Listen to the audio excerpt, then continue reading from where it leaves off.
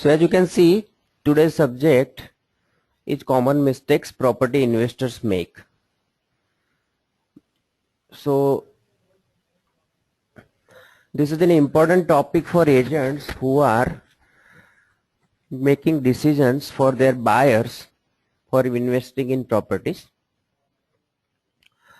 So as we all know, property investing is easy but not simple, because there are many steps in the process to be taken when purchasing a property, and this webinar is designed to show you what you need to do as an agent for your client, when to do that and in what order, so that you do not make a property investing mistake for your client that could cost them thousands of rupees. So we have designed this webinar as a result of seeing many clients who had made poor property investment choices, often because they were sold a property by a real estate sales agent under the guise of it being a good investment. So we say कि ले लो ये तो बहुत अच्छा है, आपको बहुत अच्छा रिटर्न मिलेगा, but then it doesn't work out so. The buyer, however, the person who bought, however, either did no independent research, or either he had no real understanding of the risk of buying that property. They did not understand their own risk profile, or they did not understand risk of that property or its real opportunity to grow in value over the period of time. Suppose whether this property would secure a good tenant or not, if it would generate a strong income over the period of time, and if they could easily dispose of the property when they wanted to cash out.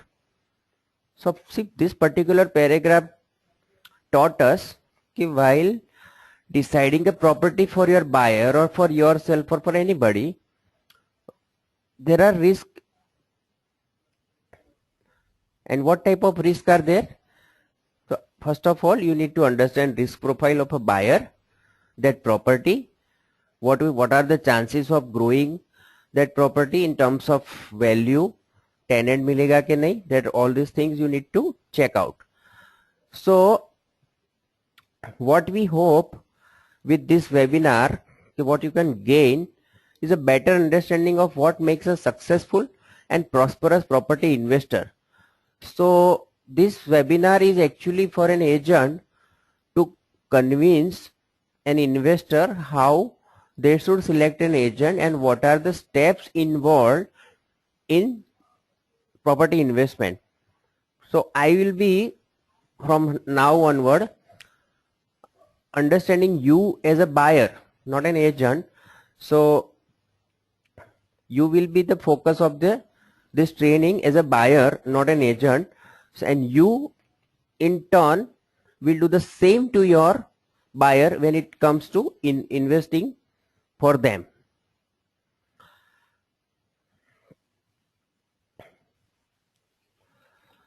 So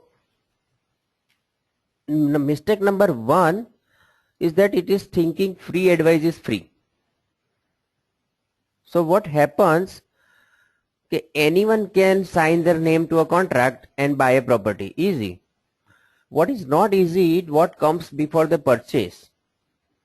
Many steps along the way and due diligence required to ensure you are buying the right type of property for the right reasons and at a right price, while also ensuring that it matches your personal risk profile, goals and circumstances. Alarmingly, it is very alarmingly that there is no legal requirement of people, there is no legal requirement for people who are involved in the property sector to have a minimum qualification to provide property advice. Nowadays anyone can give you property advice. So what happens, there is an abundance of property brokers like my property touts, selling agents, wholesale marketers, so-called experts.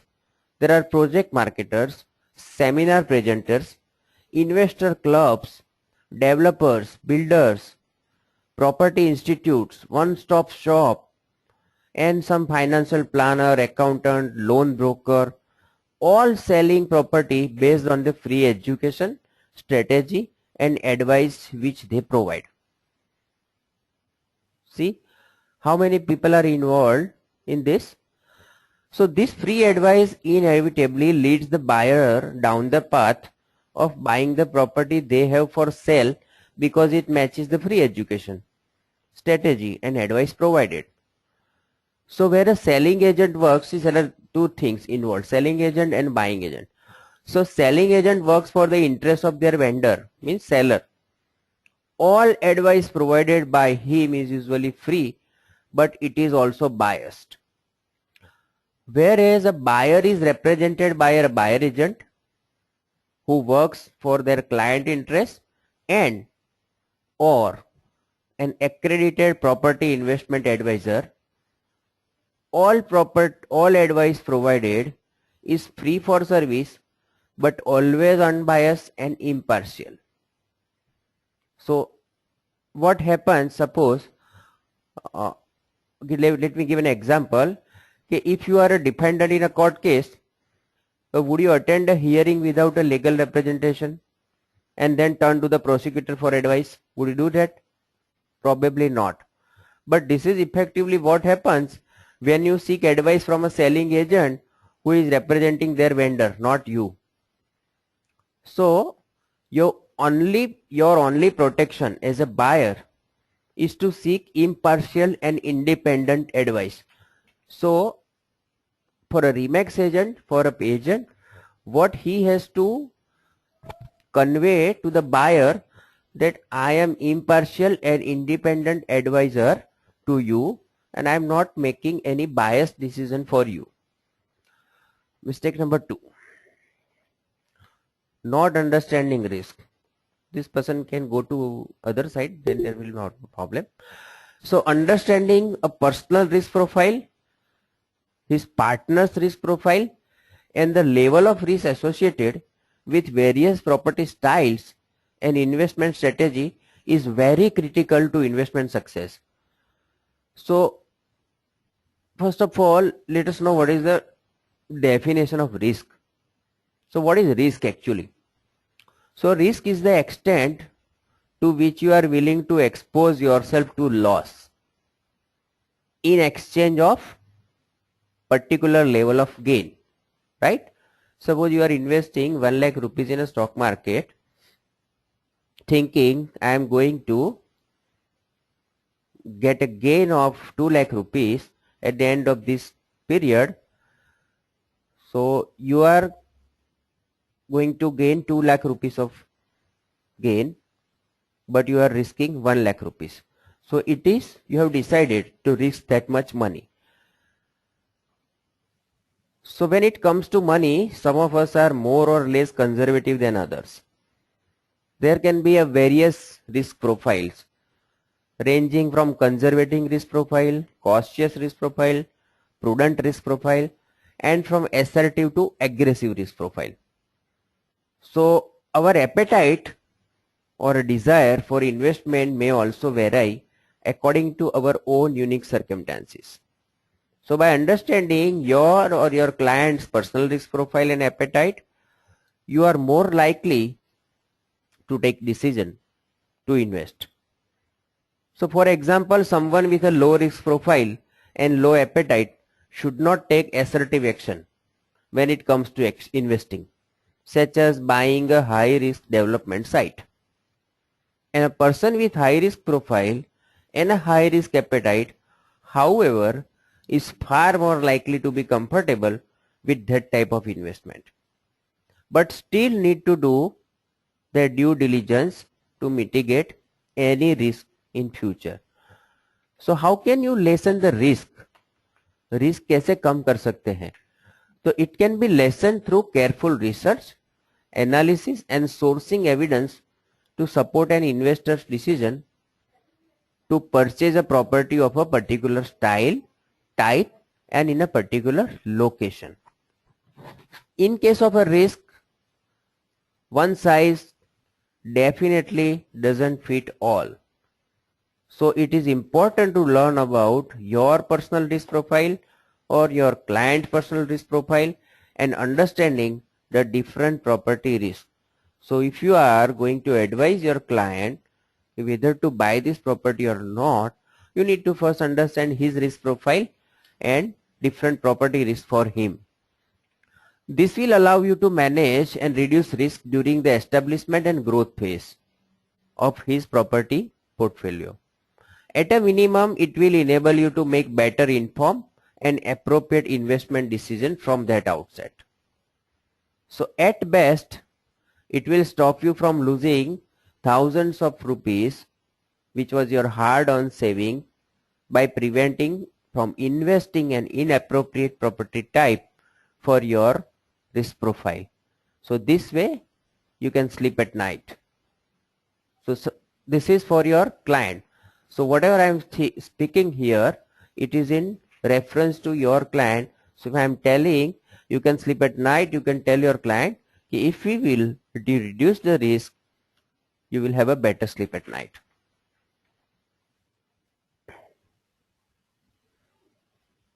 So by understanding your client's personal risk profile and risk associated with different type of property and investment strategy, you can position yourself in the eyes of your customer to develop prosperous and sustainable property portfolio agent. So mistake number 3, not having a documented plan. See, there is a saying, if you fail to plan, you plan to fail.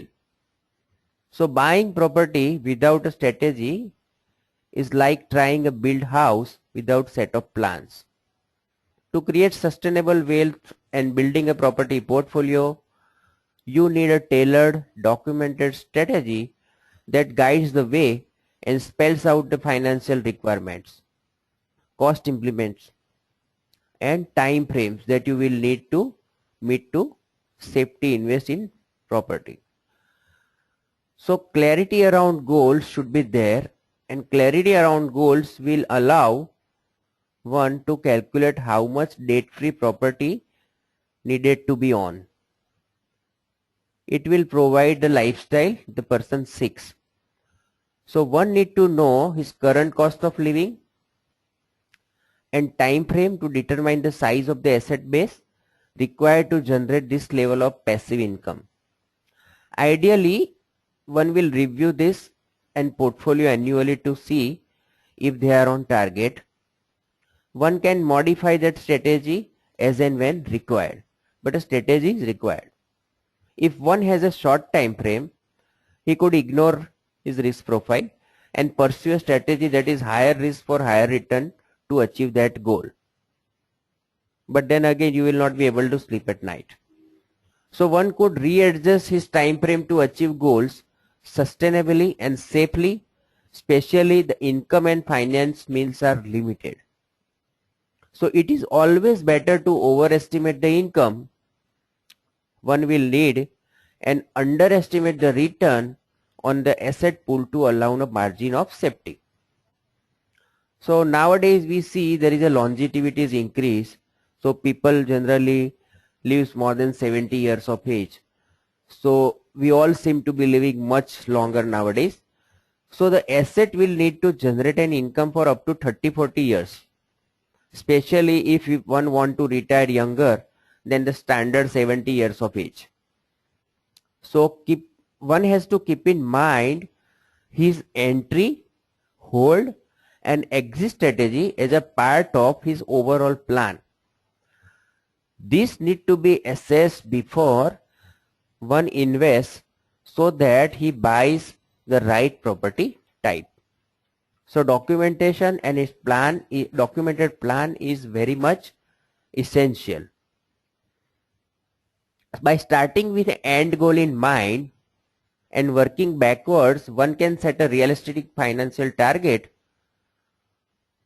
to work towards enabling him to know how much money he will end up with at retirement.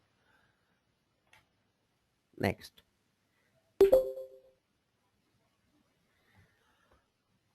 Mistake number 4 is not engaging a team of experts. We all love property, yet many people continue to invest in property without seeking expert advice. Would you ever, that I have just give an example, would you ever consider defending yourself in a court of law without a lawyer? Of course not. It is the same with property. It is in your best interest to hire an expert to help you to make well-informed decision. So see, this should be your selling point while you are talking to an investor or a buyer. So in fact, it could end up saving that person thousands of rupees. So think of property investment as a property business. Your experts all form part of the success of that business. Independently, they help you to maximize the investment opportunity, minimize tax, or minimize risk, while collectively they combine to increase your success multifold. Suppose we were building a home. Expert advice referred to on the left is equal in importance to concrete, frame, bricks, mortar that keep the property together. These form the structure and the foundation of the building. There could be significant financial consequences if you find out the concrete is too thin and the mortar too weak after the house has been built. So what will happen after the house is built and you come to know that the mortar was too weak and concrete was too thin? Same applies when engaging experts to help you in the property investing process.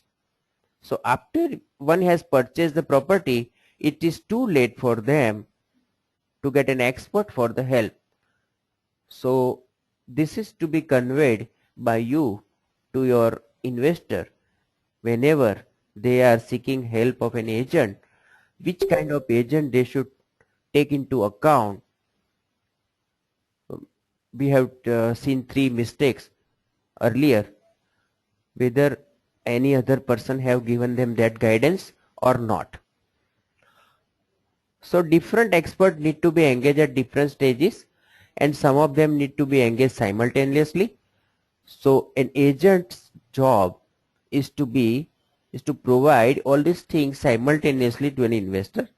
Like all industries, you need to be able to source the best and most professional expert that specialize in working with property investors who are building portfolio over time, and that is your specialty. That job you have to do.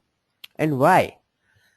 Because they need to step into the future with you and consider all of the implication, how big you want to build your portfolio, what type of properties you will buy, which strategy you will use, and who will benefit financially and when, so that they can provide the correct advice, planning and structure in advance to the investor.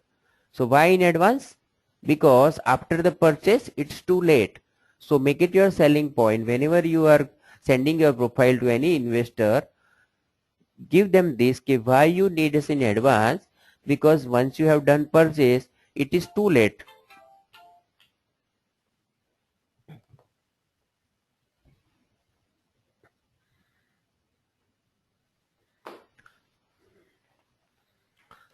Five.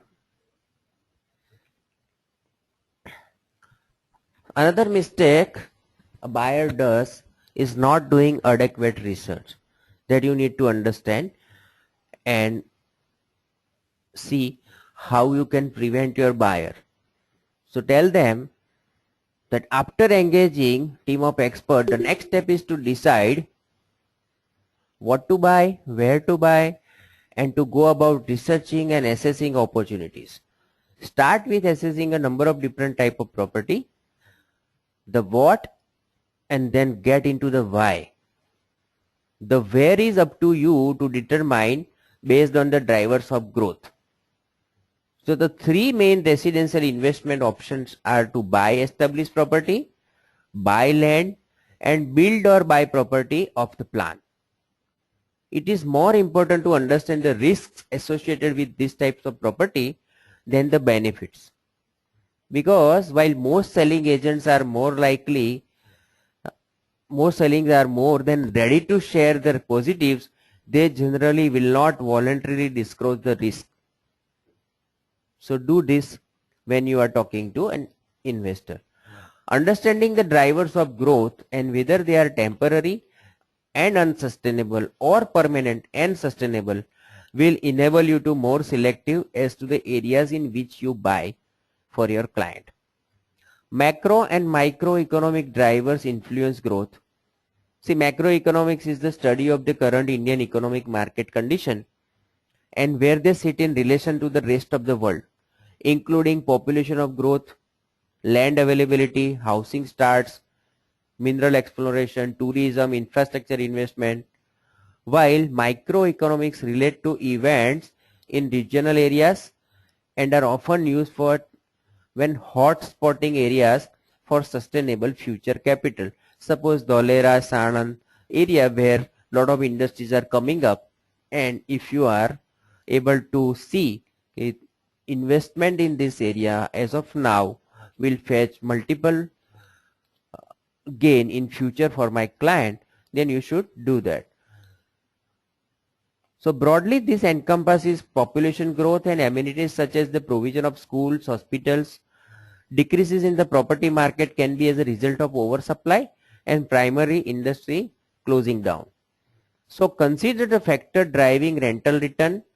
If you purchase property in area where there is high demand but limited supply, especially for a particular demographic such as students sharing, professionals or families, or if it is in a location that is in high demand but limited supply, then your opportunity for regular rental increases and long-term tenancy improve. Another mistake is not understanding the rules. See, real estate is a game, so learn the rules or engage someone who does it as their daily profession and completely understand them. Convey this to your buyers. Note, due to different legislation, the rules of the game differ from state to state. So do not make the mistake of thinking that each state operates the same way. So there are rules that selling agents need to abide by. There are rules buyers and buyer agents need to abide by. And there is an umpire in every state, otherwise known as a consumer affairs. So what are these rules? So property advertising must not be misleading or deceptive. It is illegal for a seller or agent to misrepresent a property in a way when advertising or marketing that property, whether verbally or in writing or photographs. It is illegal for an agent to advertise or advise you a price that is less than the seller's reserve price or asking price or the agent's current estimate of the liking selling price. See, so knowledge is power, so inform yourself of the rules. These are some examples. When agents know they are dealing with savvy and informed buyers, they are less likely to try and get away with illegal practices. So the success or failure of establishing your client's portfolio can often come down to your agent's ability or inability to successfully negotiate a price and condition in your client's favor. Remember, you are up against professional negotiators. So do not take this lightly or underestimate the selling agent. Always make sure you have had the contract reviewed before you place an offer on the property, and always include a clause for building and pest inspection or whatever is required in that area, or attend to this before the sale happens. Last not but the least is not reviewing customers' portfolio. Like any investment, one need to keep check on property performance over time. Many investors have no awareness as to how and at what rate their property has performed, or what the potential is for the future capital and or rental income growth. You can provide this service to your client. The benefit of reviewing portfolio is to ensure that property is still performing to the expectation. It is also to ensure that you do not get caught out if the market turns for reasons that may be as a result of changing or irreversible local market condition. So you need to be aware of local market condition or anything which happens which changes the price. Ideally, you should revisit the reasons why you make your client bought the property, and you should do that every 12 months to monitor the local situation. If the area is in the media or news, a lot of there is unusual activity or talk about the property market there, then do it earlier. But stay on top of it or it could cost you dearly. It is important when buying investment property to never fall in love with your property. Remember, this is a property business you are running, so you need to keep your emotions out of it. This is for investors who are buying property for investment purpose. So falling in love with property can make it harder for you to cut your losses and sell in the event that the property is no longer performing or unlikely to continue to perform over the longer term. Means it won't enable you to achieve your goals. So staying frozen in fear and distrust also doesn't help. Understandably, if you have been burnt by investing poorly, you are likely to want to stick your head in the sand. So often informed and evidence-based action is required to be able to move past the error. You can consider it as a valuable lesson too and take steps to turn the situation into positive. The cost of existing and re-entering the property market is substantial. So this need to be taken into consideration before taking action to sell. So today what we discuss, the property investment is easy but not simple, and there are many steps in the process to be taken when purchasing a property, and this webinar was designed to show as an investor what you would need to do, when and in what order. You can convert it for your client, you can present your client also. You see how you can invest in property and what are the mistakes you can make. So if we'll revisit the mistakes, so mistake 1 was thinking free advice is free. Anyone can give free advice, but your only protection is to seek impartial and independent advice. Mistake 2 was not understanding risk. One has to know his risk profile, his partner's risk profile. Everything is to be taken care. No one has. Mistake 3 was not having a documented plan. So as I said, if you fail to plan, you plan to fail. And buying property without a strategy is like trying to build a house without a set of plans. Mistake 4 was not engaging a team of experts. We all love property, yet many people continue to invest in property without seeking expert advice. So you cannot consider defending yourself in a court of law without a lawyer. So it is same with property. It is in your best interest to hire an expert to help you to make well-informed decision. This you have to convey to your client. Mistake number 5, not doing adequate research. So for any property buying decision, you need to have lot of research done, and you have to understand how to engage team of experts, where to buy, what to buy, and where is up to you to determine based on the drivers of growth of that area. And mistake 6, not understanding the rules. So you have to understanding the rules, legal, illegal, etc. And last we see not reviewing the portfolio. So these were 7 mistakes generally a property buyer makes. So you need to make them aware. Your investor need to be conveyed. So these are all the mistakes a buyer makes. So you should be specializing in providing property portfolio review for your client, because property do not all perform at the same rate. So it is important to assess their performance to see if your client are on track to achieve their goals.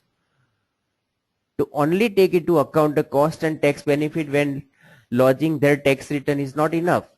It is essential to consider the ongoing potential for annual growth and rental income growth.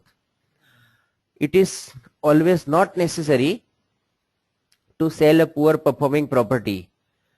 See, if your research shows justifiable potential or opportunity for growth in the future, then you can advise them to keep the property. So the decision to keep or sell a property can only be determined by doing a research and considering their options. So be wary of anyone who automatically suggests selling the property without completing a thorough analysis of each property first. They may have another agenda.